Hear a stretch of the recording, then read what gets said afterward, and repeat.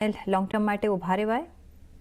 તો આપણે આરબીએલની વાત કરીશું તો મને લાગે છે કે ઘણું એમની જે બાઇંગ પ્રાઇસ છે એના કરતાં હમણાં સ્ટોકની પ્રાઇસ જે સીએનબી ચાલી રહ્યું છે ઘણું નીચે છે હમણાં હાલમાં. તો પણ મને લાગે સ્ટોક ઘણું સારું છે કેમ કે કંપનીને નવા ઓર્ડર્સ પણ મળી રહ્યા છે, ઓર્ડર બુક પણ કંપનીની ઘણી સારી છે અને સાથે અગર આપણે જોશું તો કંપની એક સારી એવી ડિવિડન્ડ પણ આપતી રહી છે હંમેશા અને કંપનીનો ટ્રેક રેકોર્ડ ઘણો સારો એવો રહ્યો છે. તો અગર એમના પાસે હોલ્ડ કરીને રાખી શકે છે ફોર લોંગર ટર્મ પર્સપેક્ટિવથી અને અગર એમને હજી લેવરેજ કરવું હોય, એમની બાઇંગ પ્રાઇસ ઓછી કરવી હોય તો હજી ડિપ્સ પર એડ પણ કરી શકે છે પોર્ટફોલિયોના અંદર. ઓકે, લોંગ ટર્મમાં કેટલા ટાર્ગેટ જઈ શકે છે ખુશી? લોંગ ટર્મ માટે અગર ટાર્ગેટ્સ એમ કહો તો અગર એકાદ કાં તો 2 વર્ષ માટે અગર એ હોલ્ડ કરવા માટે રેડી હોય તો આપણે પાછું 500 ઉપરનો પ્રાઇસ એક્સપેક્ટ કરી શકીએ.